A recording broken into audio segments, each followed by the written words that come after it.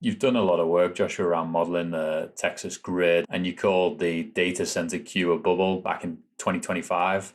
More than 220 gigawatts of requests, 70% from data centers. Where is it at now? Where does it go from here?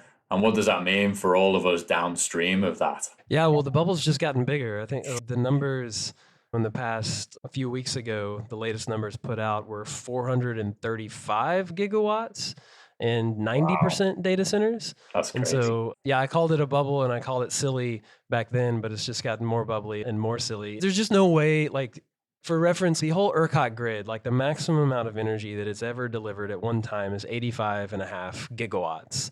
But the total amount of data centers that want to connect are like 410 gigawatts or 435 gigawatts. And they want to do that all in the next 5 years. And so you want to take like, it took 100 years to get to where we are today. And then in 5 years, we want to 5x it or something like that. It's not going to happen, one, because even if they built that many data, big buildings and put all the computers in them, and you would have to bring everybody in the world who builds power plants would have to come to Texas and do nothing but build power plants in Texas. And I imagine other places in the world are also going to want power plants, that they're also going to want their data centers, like they're also going to want things. And so it's just like from like a full global supply chain, you couldn't even pull that off, right?